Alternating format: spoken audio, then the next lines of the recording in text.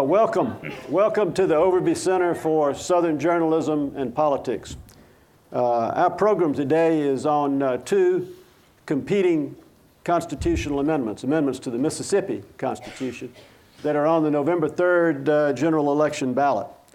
And the state's public schools budget formula, the Mississippi Adequate Education Program, is designed to give schools enough money to meet mid-level academic standards. It's been fully funded only twice since it was put into law in 1997 by, I think, a Democratic-controlled legislature over the veto of a Republican governor. And educators say the formula has been shortchanged by about $1.5 billion over the past 7 years.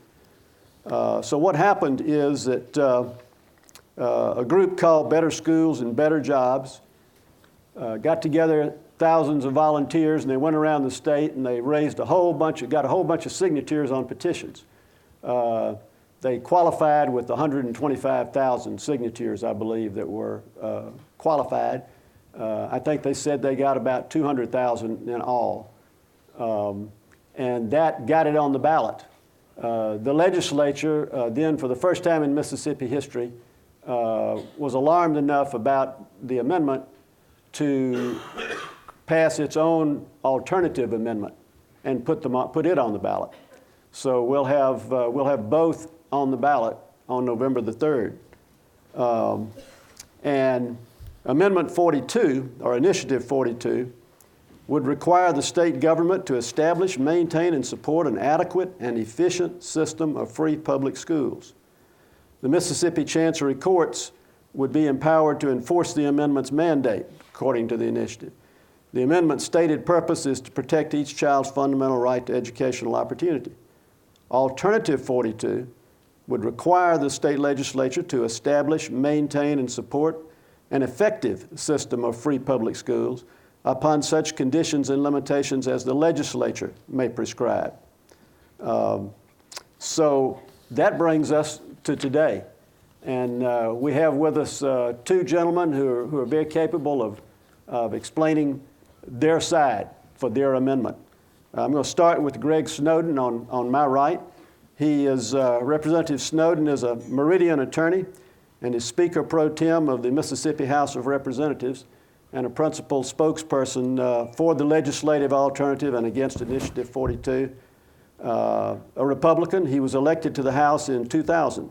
He's a graduate of Meridian High School, the University of Alabama, and Vanderbilt Law School. Michael Bentley, on my left, is a Jackson attorney at Bradley, Arant, Bolt, Cummings. He's also served as a law clerk for Judge Leslie Southwick on the U.S. Court of Appeals for the Fifth Circuit. He's a native of Meridian also. You guys have to get together. That's right. Okay. And a graduate of Mississippi College School of Law in Millsaps. He's an attorney and advisor for Better Schools, Better Jobs, the nonprofit leading the 42 for Better Schools campaign. I thought we'd get started by just asking them both the same question. And I'll start with Michael, since y'all got the initiative up first. Sure. As briefly as possible, what would Initiative 42 accomplish? Thank you, Bill, and thank you. First of all, let me say thank you for inviting us to be here. I appreciate Representative Snowden being here as well.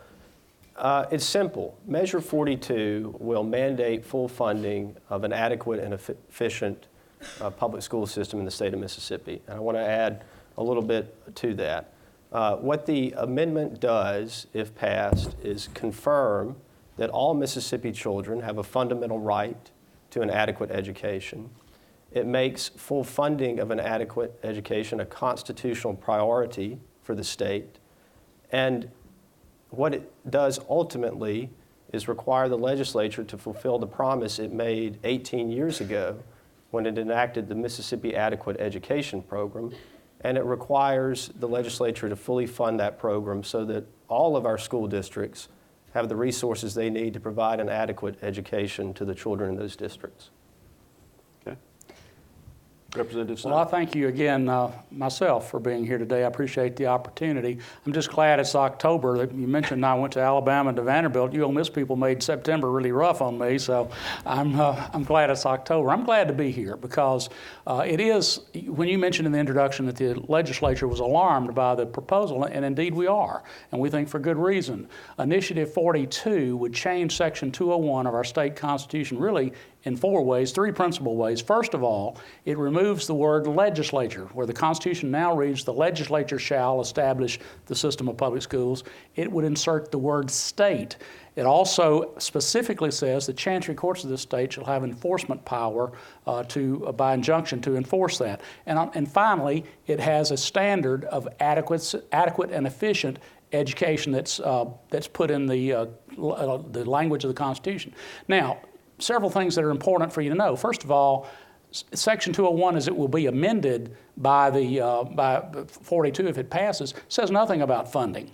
It certainly says nothing about Mississippi Adequate Education Program. What it does is say that the state, not the legislature, but the state has an obligation to create an adequate and efficient system. That determination has to be one made by the judiciary, and the wording of the Constitution will give that authority to the chancery courts. That, in our opinion, is alarming. It removes, it really blurs the doctrine of separation of powers.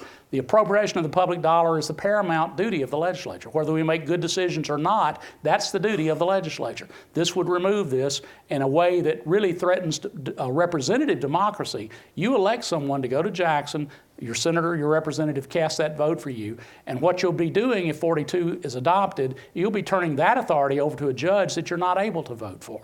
So it is alarming. Alternative 42A was brought forward for 2 reasons. Number one, it was brought forward to make it clear, a bright line as to what 42 was really doing, because people are being told that it's about funding, that it's about the MAP, that it doesn't have to be done immediately, it can be phased in with growth. None of that, ladies and gentlemen, is in 201 at all as it would be changed by 42. So it was to make that clear so that we could have this discussion and have this debate, and I'm personally convinced had we not had the alternative, this would not have happened and people would not have known what they're really voting on. And the second thing is the standard 42A, if we change the Constitution, it's not appropriate in our eyes to put an adequate and efficient standard. That focuses on inputs. That declares we're successful because we're spending a certain amount of money. That makes no sense to me. If you're going to change the Constitution, you're going to focus on outputs. You're going to focus on effective schools. So if we're going to require the legislature or the state to set up a system and establish a system of schools, they should be effective schools. We should look at how well schools are performing, how well our students are learning. So that's the differences. There are two primary differences between 42 and 42A. Okay. You know, it's been a particularly heated campaign. There have been charges thrown back and forth in the press. You know, I read the newspapers like I hope everybody in this room does, and at least on occasion. And I see, you know, complaints and charges and the like. So I bet you would each agree that the other side at some point, or even supporters for the other side, have said something that's misleading about your proposal. So let me just get to it this way. What's the most significant thing that has been said that is untrue or misleading about your proposal, and why? And I'll start with. Well, I'll take your pick. I noticed that one of the columnists, statewide columnists, today said that we Republicans in the legislature were anarchists. I've been called a lot of things. I've called Antichrist once in one of my campaigns, but I don't think I've ever been called an anarchist. I think fundamentally the most misleading thing is that the legislature has shortchanged public education in this state. That's the whole focus for this. They look at the Mississippi Adequate Education Program, and it's certainly true. The formula has been underfunded by $1.7 billion since 2008. What they won't tell you, though, is that the collective revenue for the 3 years after that, 4 years after 2008, was over $1.1 billion less than it had been in 2008 because of the Great Recession. In 2008, we were spending $400 million of state support money on Medicaid. It's over $1 billion now. It's not that the legislature has shortchanged education at all. In fact, since my party's been in control, the Mississippi House in the last 4 years, we've increased funding for K through 12 education by almost $300 million, which is its highest level historically. So I would say of all the things that I think are misleading, and I think doing a disservice to the dialogue, really, is the idea that the legislature has not been doing yeoman work to fund public education, because we have. And if anyone expects me to be defensive or certainly not apologetic about that, that's just not the case. The legislature has been doing its best to fund public education. You saw that this year. Over 60% of growth for our general fund revenue was put into K through 12. They say when they got the petitions last year, all they wanted was 25% of growth. Well, we've averaged 28% over the last 4 years. So we've been making strides, and we're trying to fund the formula. It just takes some time to do that, particularly coming out of the recession. Michael? I'd like to say something about funding, and then I do want to talk about what I think is one of the most misleading campaign tactics by the opponents of 42. The Mississippi Adequate Education Formula, which was enacted in 1997, is the legislature's own determination of what is needed for an adequate education system. And the facts are clear that they have not funded it.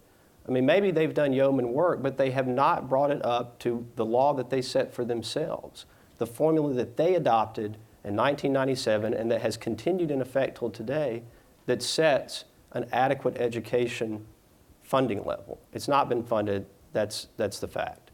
The thing that I think is most misleading is something that Representative Snowden mentioned in his opening comments, is that Measure 42 would work some sort of fundamental shift in legislative power, transferring the legislative budgeting authority from the legislature to a judge. That's not correct.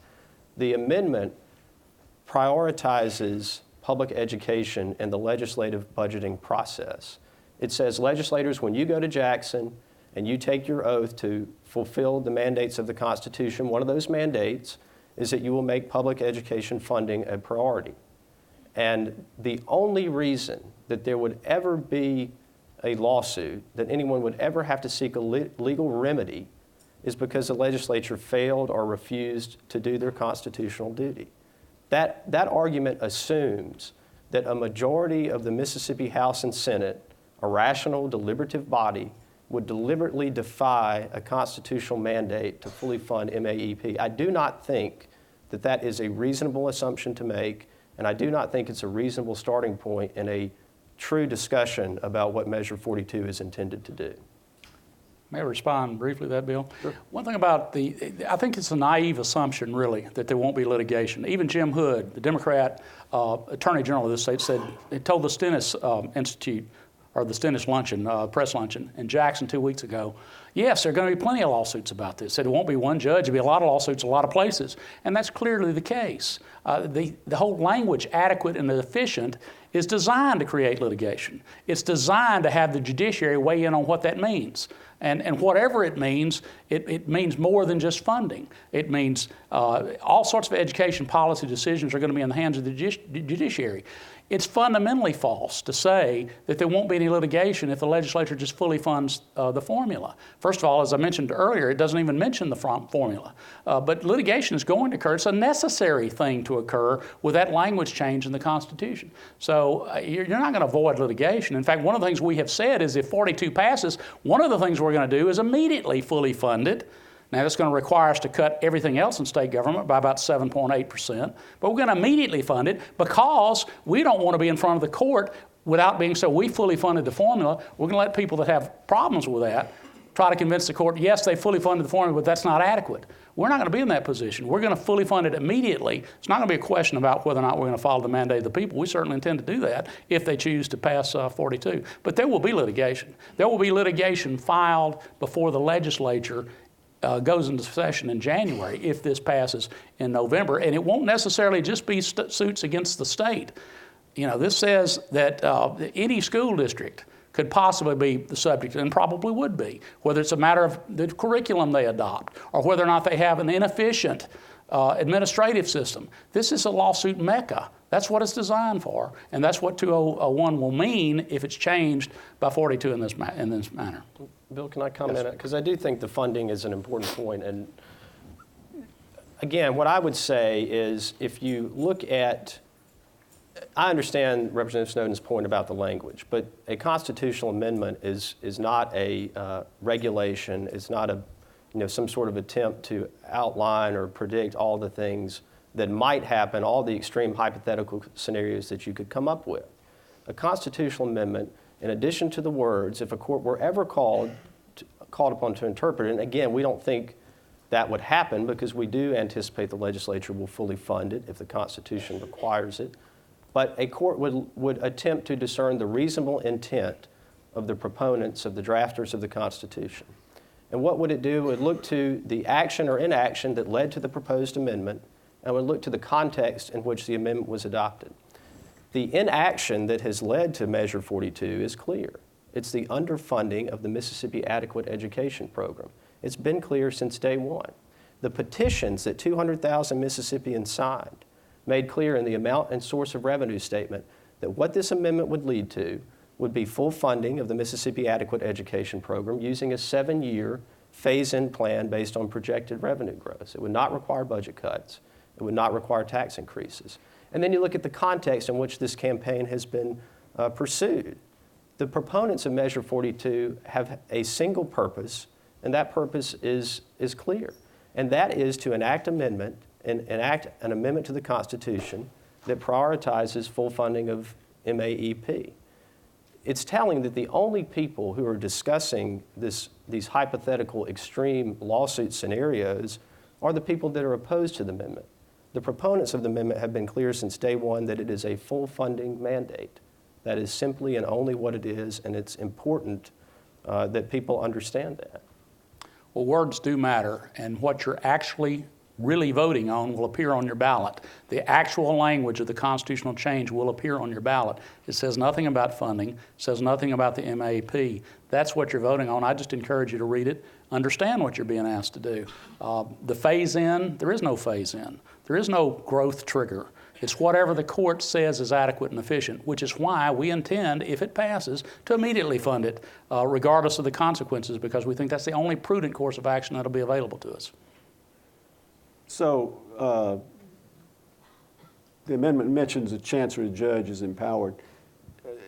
Aren't judges in this state already able to do that? I mean, wouldn't you normally be able to go? I mean, I don't understand what's different about that. Well, what's different about it is the language again, and you can read it, it'll be on your ballot. You can remove the word, the current law is the legislature shall provide. Mm-hmm. What the Initiative 42 would do would strike the word legislature and insert the word state. Mm-hmm.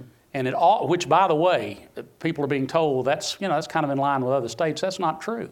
You look at and I've looked at them, the constitutional language in 50 other states, I think 51 because I think District of Columbia. There are 1 or 2, I think at most, that use the word state. The rest of them give that authority specifically to the legislature or to the General Assembly, as the case may be. But yes, courts, you can always file a lawsuit, but we see what happened with Governor Musgrove filed a lawsuit claiming that the legislature had broken the law and not fully funded the formula and they owed all this back money. Well, the judge, looking at the law as it currently exists, says, well, that's not the case. It has not been fully funded. Nobody argues that point, but that the legislature in the appropriations process does have the authority and the flexibility to take into account existing revenue, other needs, that sort of thing. Attorney General Jim Hood argued properly to the Supreme Court that, well, not to the Supreme Court, hasn't been there yet, to the lower court, the trial judge, that one legislature can't bind another, and that case was thrown out. Well, under 201, it will be amended by Initiative 42. That's likely not to be the case because the deck will be stacked, and it's not a matter of prioritization. When you prioritize, ladies and gentlemen, you put something on the table and you make tough decisions about what you need to spend your money on. What K through 12 would have here would be some sort of super status, certainly over and above colleges and universities, mental health, public safety, anything else. What do we do? What this would require us to do, likely, a court would say, that you take this funding formula or whatever the court determines is adequate, do that first before you take into account your overall revenue, before you take into account the needs of anybody else. And then you use the rest to make that determination. That is insane fiscal policy and really not pretty poor public policy. Education, K through 12. It's the most important dollar we spend, but you don't prioritize by taking it off the table. You just simply, that's not what you do with the most important dollar you spend. So why put the Chancery judge thing in the law in the first place? Well, to your point, Bill, it's nothing unusual and it's nothing extraordinary to have a remedy to support a constitutional provision, a constitutional mandate. The Mississippi Constitution at Section 16 guarantees the right to free speech. If the legislature were to violate that right, wouldn't you want a remedy? Of course you would. This mandate is no different. It says, and again, I just disagree, it is a full funding prioritization mandate. And what it says is if the legislature were to not, again, we do not think there will ever need to be a need to resort to a legal remedy because we expect the legislature, if the amendment is enacted, to fulfill its constitutional duty and fund it. But if we ever got to the point where the majority of the legislature was defying the Constitution and you had to seek a legal remedy to enforce Measure 42, what the judge would do is simply declare that the legislature should follow its own law. There's no complex funding mechanism for the court to try to reason out. The legislature has set that up for the court. The legislature has determined what is necessary to provide an adequate education, and the judge would look no further than the legislature's own determination if it were, again, as a last resort, we're called upon to enforce Measure 42 if it's enacted. That's not a promise you can make because you're assuming that only people that want additional funding at the state level are the only people that are going to be empowered to file a lawsuit. That's just not the case under Section 201 as it would read if Initiative 42 passes. It says that the state has an obligation to establish an adequate and efficient system. Now that's all the way up and down through the system. That's a local school board. What does efficient mean? They have too many administrators? Maybe there are too many school districts. Maybe we need to consolidate school districts. What about the adoption of curricula, which has always been a local school board decision? Is it efficient? Judge, tell us if this is the most efficient or the most adequate curricula. That's not going to be a legislative decision anymore. It's not going to be a decision made by people you elect. And there are going to be lawsuits filed at all levels. It's not just at the state level, and it's not just when the proponents of 42 deem it appropriate to do that. Anyone is going to be given that standing to do that in a court of this state if they are aggrieved at whatever they perceive as being inadequate or inefficient at the state or local level. May I just say? Absolutely. Again, I think this is a classic legal argumentation or political argumentation point, to take extreme hypotheticals and attempt to shove them into the margins of a constitutional amendment, the purpose of which is clear. The purpose of Measure 42, again, from the first petition that was circulated, the amount and source of revenue statement informed the signers, the over 200,000 Mississippians who signed it, what the amendment would do. It would require full funding of the Mississippi Adequate Education Program through a 7-year phase-in plan. That is the core purpose of this amendment. Now, you can come up with hypothetical scenarios at the extreme margins of the amendment and attempt to use those to convince folks that the amendment is something other than a full funding mandate, but it's not. And I think, again, if you're arguing from a reasonable position, a judge, if he or she were ever called upon to look at the measure, would look at the reason it was enacted, which was a direct response to the legislative underfunding of MAEP, and look to the purpose of the amendment as was developed in the campaign, and that is to fully fund MAEP. I don't think that judges will strain very, very mightily to come up with hypothetical extreme scenarios or to permit what are being described as frivolous lawsuits, in my opinion. I don't think judges will permit that under this amendment. The purpose of it is clear. So you don't think there's any chance that the chancellor is going to start consolidating schools or moving money from one school district to another school district? I do not think that that's a possibility. And the reason is because there's nothing in the course of gathering the petitions to put this amendment on the ballot.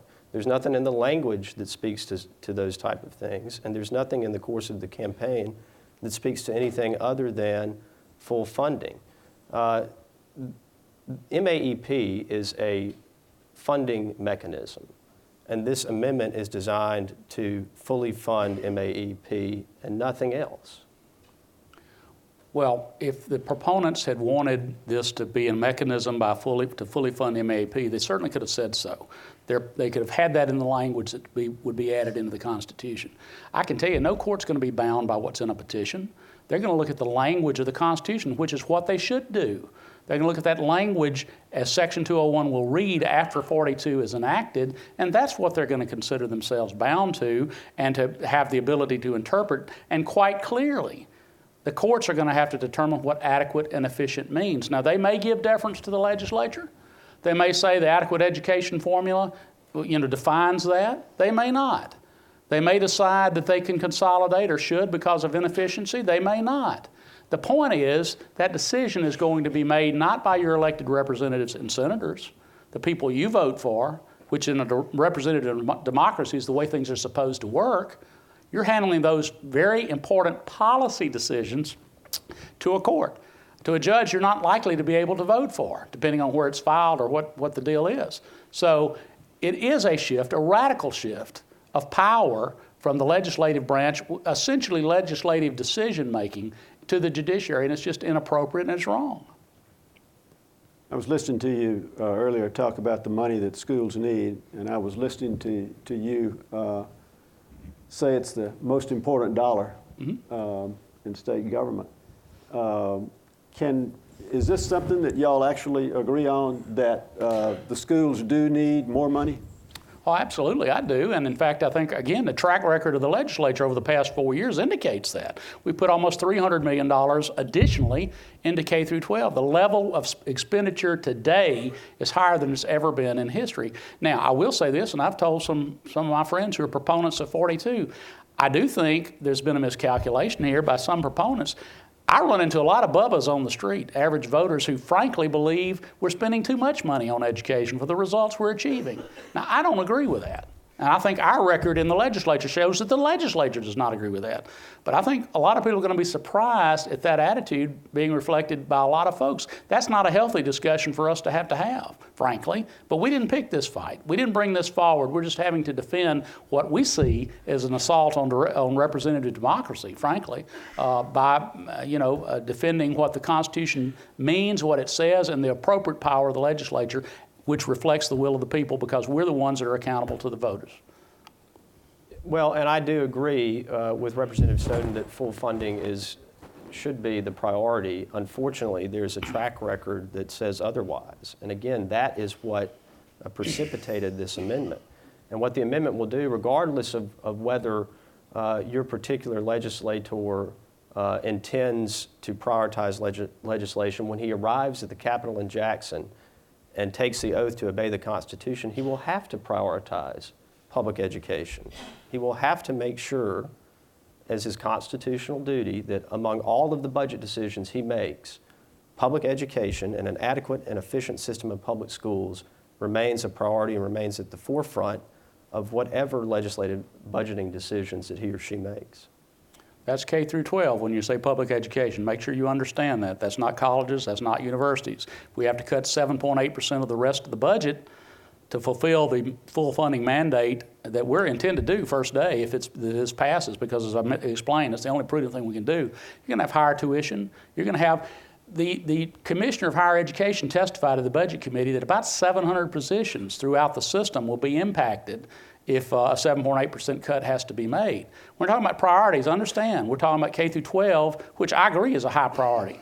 But you're talking about putting everything else, including universities, including colleges, mental health, public safety, everything else in a second-class status. Understand that there are consequences that will flow from that, and a lot of those consequences will not be pretty. Let me just comment on the 7.8% budget cut, if I can. That assumes that if the amendment is enacted, the legislature will arrive in Jackson and immediately devote funds sufficient to fully fund MAEP.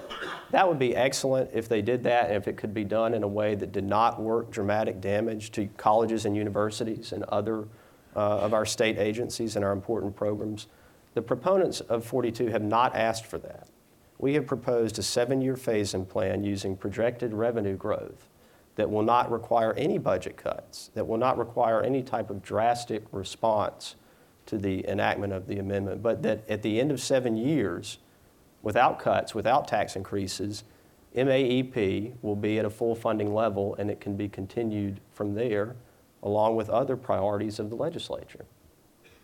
I know I sound like a broken record, but there's nothing in Initiative 42 that talks about any sort of phase-in, that talks about any sort of growth trigger. And in fact, as I've pointed out over the last 4 years, we have exceeded that 25% per year devoting new growth to K through 12. We're on track to do that. If you want an incremental plan, the legislature's doing that now. But I do tell you this, I would promise it, except I'm only one vote out of 174 in the legislature. But our full intention is to fully fund it immediately, because we're going to feel like we have a mandate from the people to do that, regardless of the consequences. So we're going to have those consequences. If this passes, we're going to do that, because we think, again, they can say they want to phase in, or they're going to suggest a phase in, or whatever. The court's going to have that decision to make. And if we're going to be sued, and we're going to be, it's going to be in court, regardless of what anybody says, we're not going to be in a position of saying we hadn't fully funded the formula. We're going to make the other side make the argument about adequacy. It's not something we're going to defend. And we certainly are going to do that. Should you, hindsight is always fun, but should you have avoided that argument in advance by putting that formula into the amendment? I don't think that'd be difficult to write. I think that would be difficult to write, and I didn't draft the amendment, but I do not think that that is the purpose of a constitutional amendment. I mean, what the drafters and proponents of 42 did is develop language, establish, maintain, and support an adequate and efficient system of free public schools. And then what they gave color to that language through the amount and revenue source, the amount and source of revenue statement, which is very clearly part of the petition. And it shows that the purpose of the amendment is to fully fund MAEP over a 7-year phase-in plan. Now, if legislators deviate from that plan and enact it in the first year, full funding to the detriment of other agencies, I would just say that is not the intent of the proponents, and I don't expect that a majority of the legislature would do that if they were presented with a phase-in plan that they knew the proponents of 42 supported. It's not going to be your decision. Anybody can file that lawsuit, and many people will. I'd like to ask each of you, what happens if the voters vote down both amendments, choose neither one? What will be the impact on the state of Mississippi? Well, we will continue, the legislature will continue its efforts to fund K through 12, which again, people ask me all the time, you can't seem to fund this formula, why don't you do away with it? Well, I tell them, we're trying to fund it. If you look at what we've done over the past 4 years, I think that's evident. We're moving in the right direction to do that. We're committed to K through 12 education. No one can seriously look at our state budget and argue otherwise. Our House appropriations bill for K through 12, when it was voted on in February of this year, I want you to hear this, it was passed unanimously in the House of Representatives. Every Democrat, every Republican voted for that bill. There was no dissension. There was about 10 minutes of debate, questions really, of the chair. No amendments were offered. Everybody in that room understood that that bill, with $106 million going into MAEP, historic levels of funding, everybody in that room, in the House of Representatives chamber, understood what a good stroke for K through 12 education that was. In fact, that was about $10 million more than the Democratic caucus had proposed at the beginning of the session. They were on board. You talk about bipartisan support? We had it. It was unanimously adopted. Okay? And that's what we're going to continue to try to do. Working together. We don't need Initiative 42, and we don't need it taken out of the hands of the legislature, who, after all, they're your representatives and your senators, the people you vote for. I guess what I would say will happen is that the status quo will continue. If the amendment is not enacted, there will be no mandate that the legislature fully fund education. Now, folks like the folks who are behind 42 for Better Schools, folks like Adrian Shipman, who is here today, will continue to advocate for full funding and continue to urge their legislators to fully fund MAEP, but there will be no mechanism to ensure that that happens. And that's what we've had for 18 years, and it's only been fully funded twice in those 18 years. And that's all I can say, that we'll have the status quo, and I think Measure 42 is designed to change the status quo. Where should accountability lie when you're talking about spending public money? Should it lie with a legislative body that's elected by people you vote for? or should it be given to some court, somebody you can't vote for? That's the fundamental question here. Who do you trust to do that? The people you vote for or the people you don't? You know, this is kind of an open-ended question, and journalists probably shouldn't do this, but I left Mississippi. So we can have an open-ended answer then. Yeah, I think that's what it means. I left Mississippi in 1975 and went off to Miami and then Palm Beach.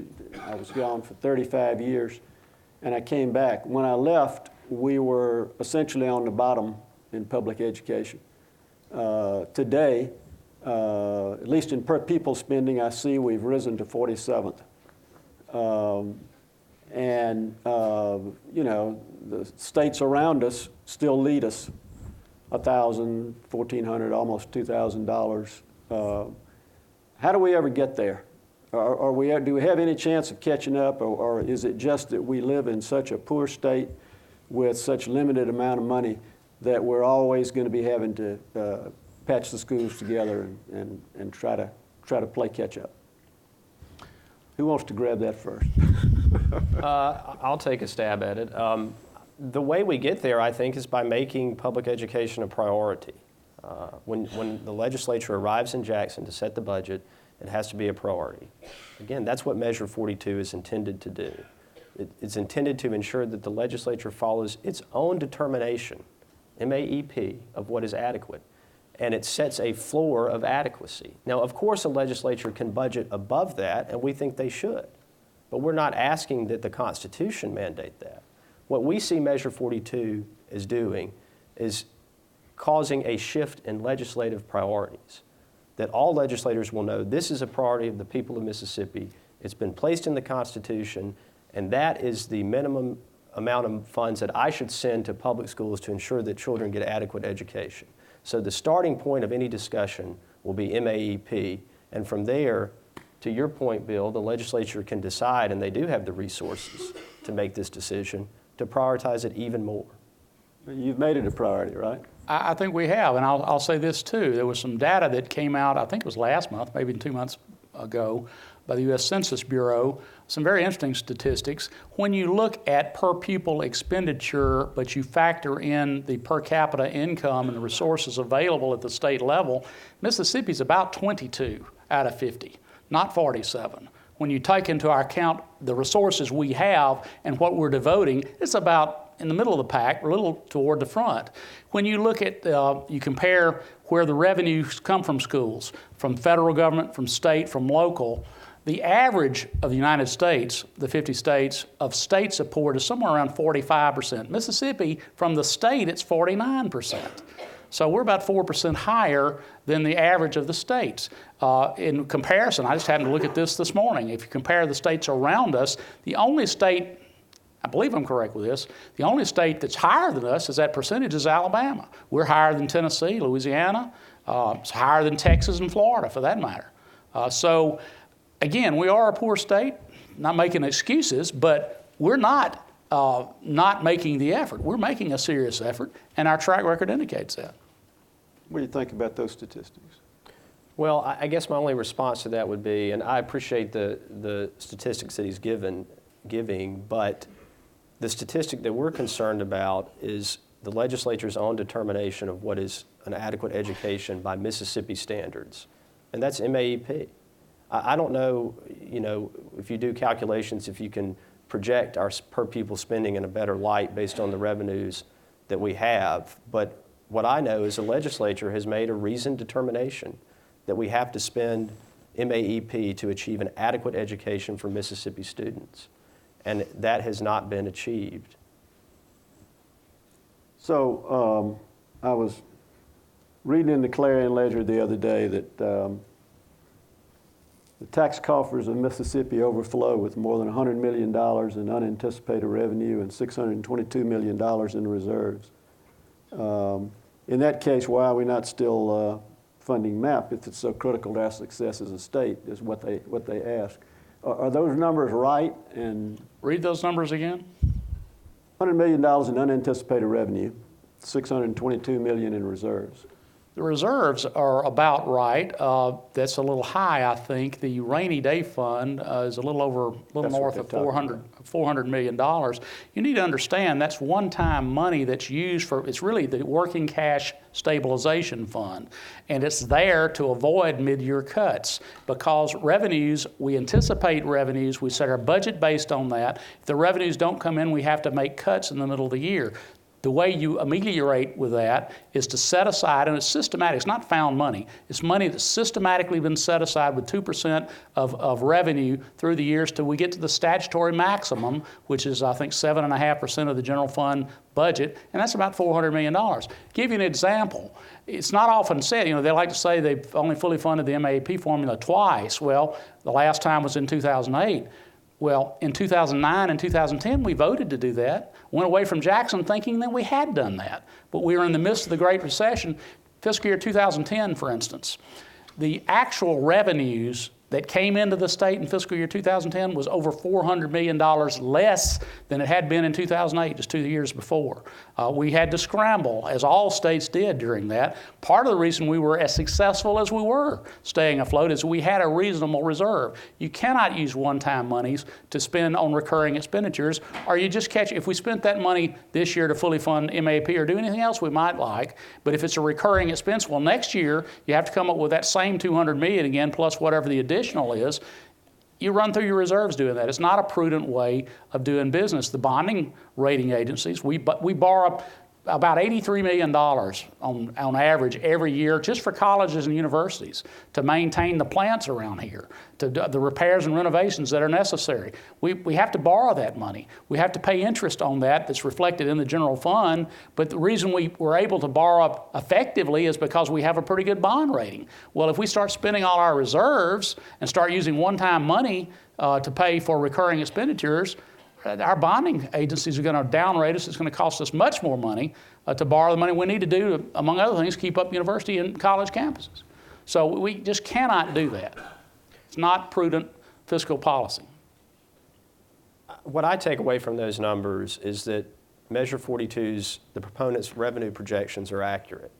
And that is associated with our 7-year phase-in plan. We predict 3% revenue growth for 7 years, which is a very conservative estimate. And then we take 25% of that growth. So the other 75% can be prioritized however the legislature chooses on whatever programs that need to be prioritized, including colleges and universities, junior colleges.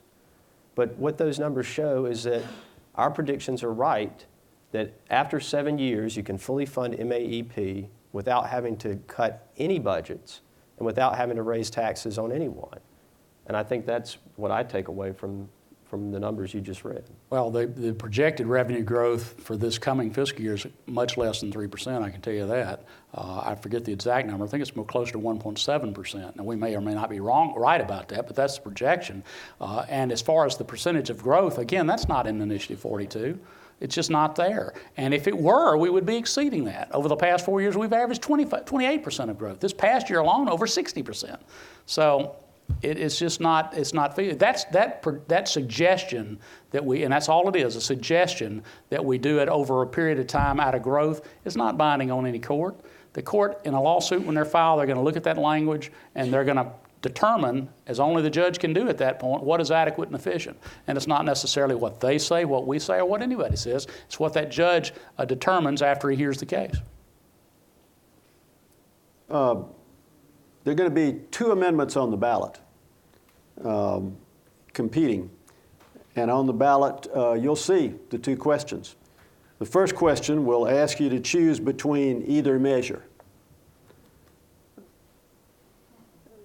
or neither measure becoming law. So you have a choice. You can choose between either measure or neither measure. Next, you'll be presented with the actual measures, which you can vote for or against, regardless of the answer to the first question. If a majority chooses either measure, then the measure from the second question with the most votes will become law, so long as that measure also receives at least 40% of the total number of ballots cast in the election.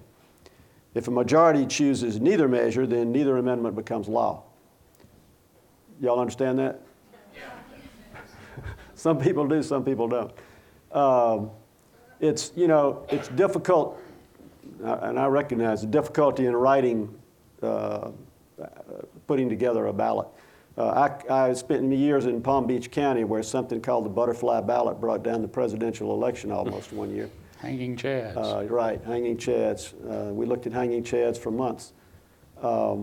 So, you know, this has led to charges and countercharges, charges that it was written in a confusing way to confuse the voters.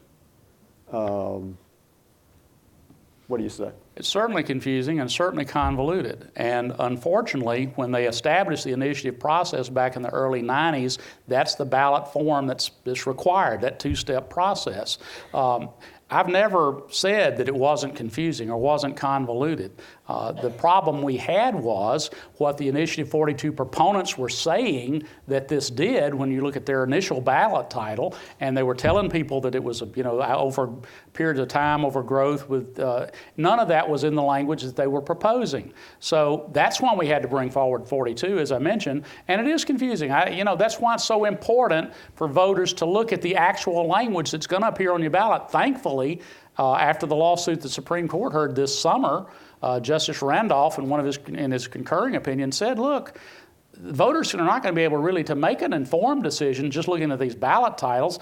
Is there anything wrong? Perhaps the text of the constitutional change itself should be on the ballot. Thankfully, Secretary of State Hosemann did exactly that. And so you're going to have that language there. You'll be able to read it and determine for yourself. I don't have any problem with how anybody votes. I mean, your vote's a sacred thing. You make your mind up, you vote how you choose. That's the American way. I believe that. I know you all believe that. The only problem I have is with people that are not fully informed when they go to make that choice. I just would urge everyone to please understand what you're doing, what you're really being asked to vote on, and the consequences of that, because that's what's critical here. And I would only add that I think the ballot is confusing, or is intended to be confusing, and I think that's intentional. That is the purpose of 42A being on the ballot. The legislative leadership, for the first time in the history of Mississippi, decided to propose a legislative alternative, an alternative that they now say they do not support. They don't want you to vote for 42A. That, to me, is the epitome of deliberate efforts to confuse a ballot, to confuse voters who are trying to cast a vote. If you're opposed to fully funding MAEP, then just campaign against Measure 42. Don't enact an alternative measure that you don't even support yourself. Well, that's not accurate. There is a two-step process, and the way the ballot form is proposed, which is what's set out in the law in the 1990s, the choice is for either or against both. And if the priority is to defeat 42, which we've never denied, we were alarmed by it. That's why we brought forward an alternative for the first time in history, because it is an alarming fundamental change in the way our government would work. So it's very important. But because of the way that ballot title has to be under the law, the first vote is either for either or against both. That's the way it reads. So the effective choice there is, do you want to change the Constitution or not? So we think I certainly think and intend to vote, you vote against both because you don't want to change the Constitution.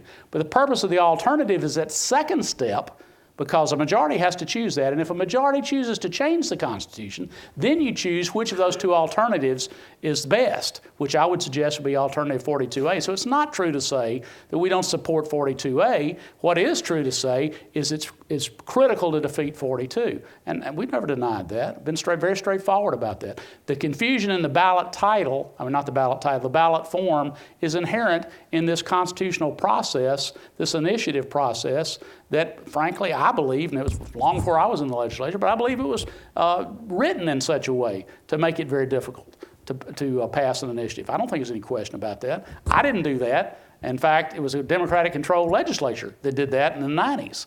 But be that as it may, that's what we're bound to today. So we're at the end of the campaign. Well, we have a month to go. We're close to the end of the campaign. Close. So knowing what you know today, would you have done anything differently in this campaign? From our standpoint, the proponents of 42, no, I don't see anything that we would do differently. Again, the initiative was developed as a response to 16 of 18 years of underfunding of MAEP.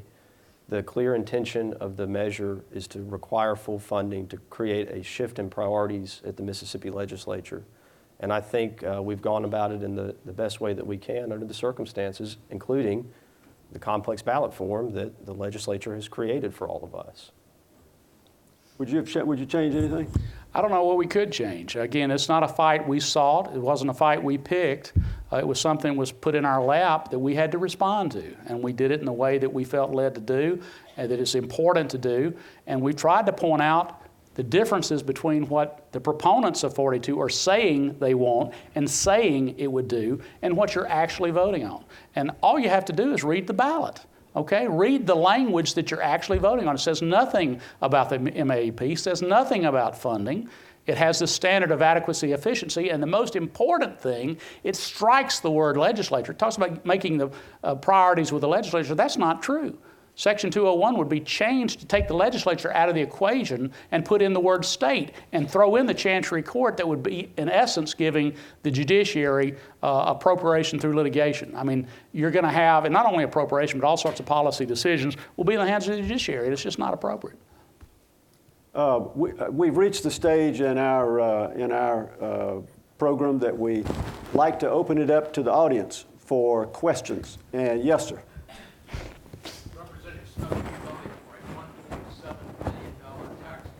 That's correct.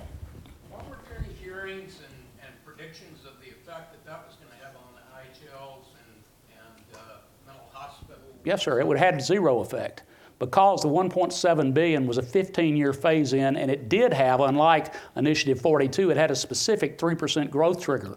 In fact, the testimony that we did have before the committee indicated that it might, in fact, take 30 years for that to phase out. It was a very responsible thing that, in truth, if we could phase out the state income tax, what kind of pay raise would that be for teachers and for people that work in this state? Did y'all have any hearings on that? There were hearings before. Well, I don't know if there were hearings. There were discussions in committee on that, certainly.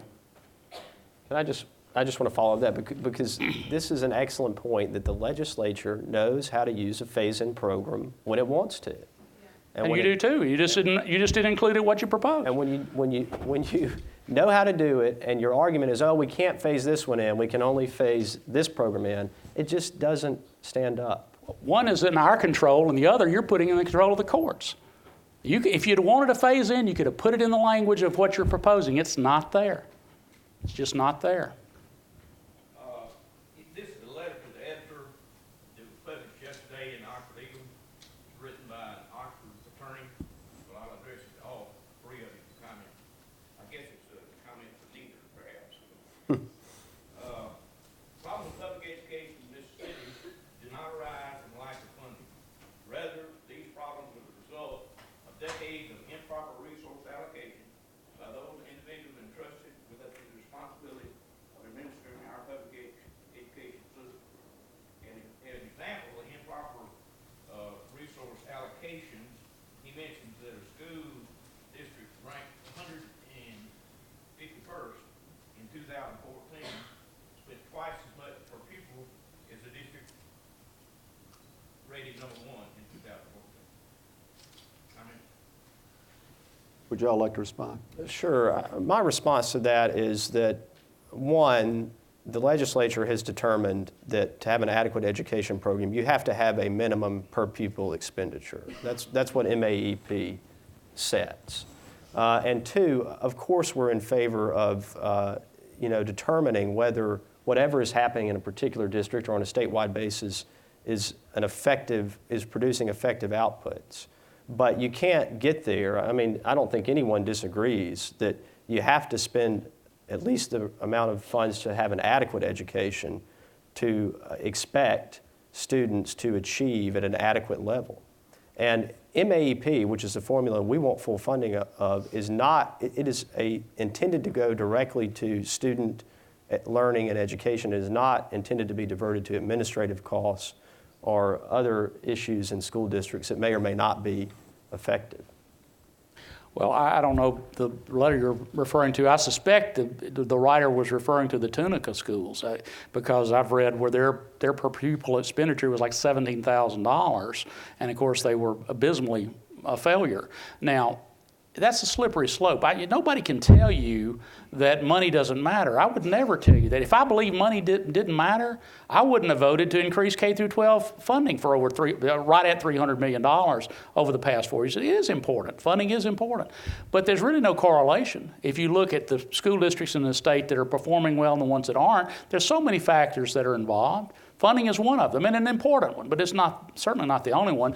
That's why, if you really get back to the idea behind 42A, if you're talking about a constitutional standard, it's not something you want to say, well, adequate and efficient. How do we measure success? Are we spending enough money? That's just a backwards way of thinking about it. The proper question is, how well are our schools performing? How well are they teaching our kids? If you're talking about a constitutional standard, that's what you want, and that's why we're for 42A. If there's going to be a change at all, we need to have an effectiveness standard. And by the way, the conditions and limitations language, I've seen that, that's removed in 42A, and it was not there. And so that does that as well.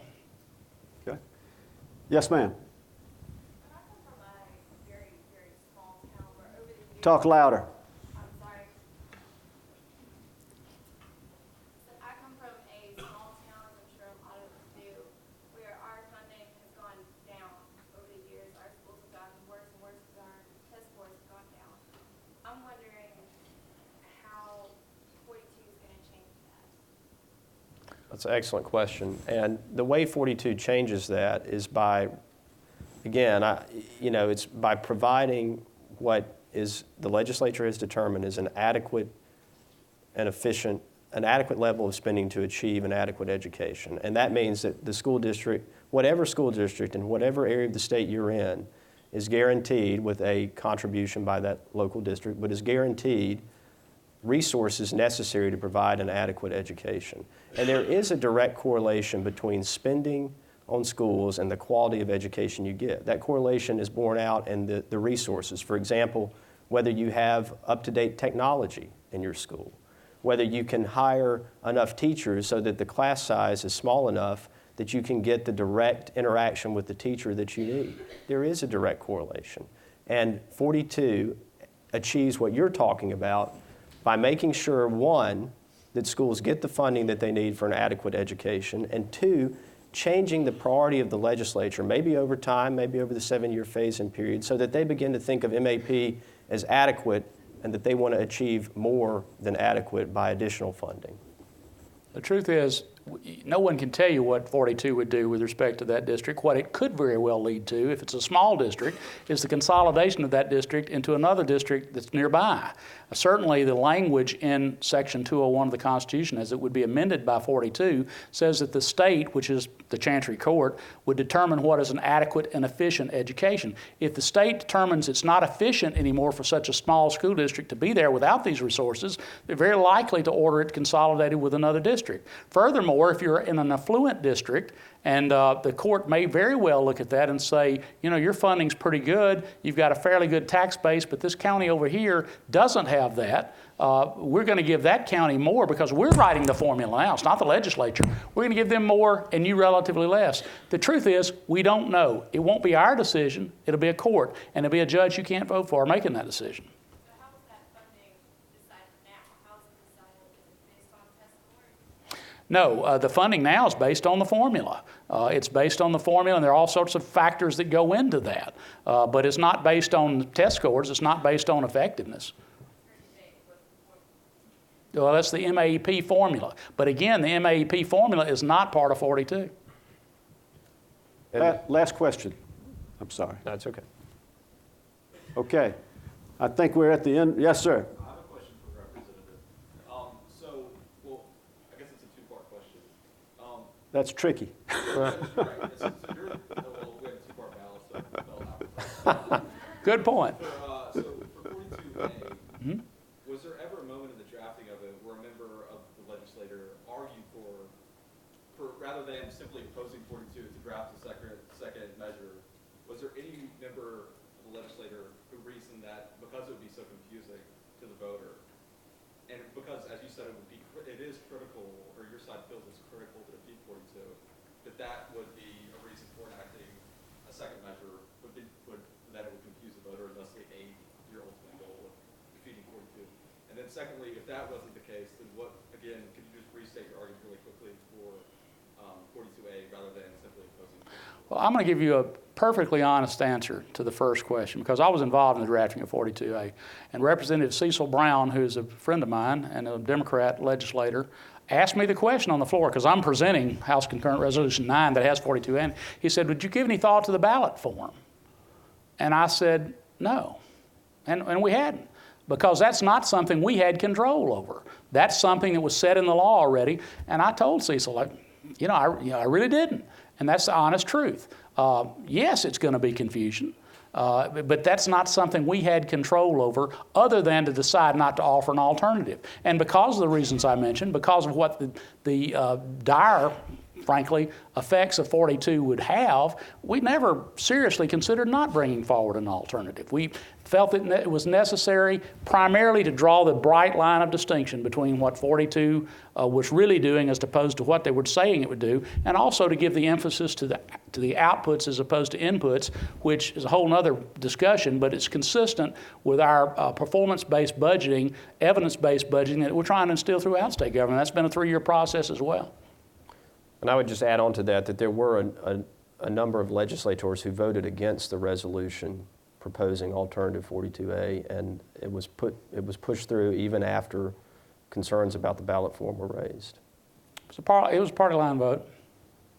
Absolutely. It's a partisan issue. Okay, our time is up. I'd like to thank the audience for its participation, and I'd particularly like to thank Representative Snowden and Mr. Bentley for an excellent presentation. I think we've been very clearly shown the two sides that are going to be on the ballot, and I think we owe them a hand.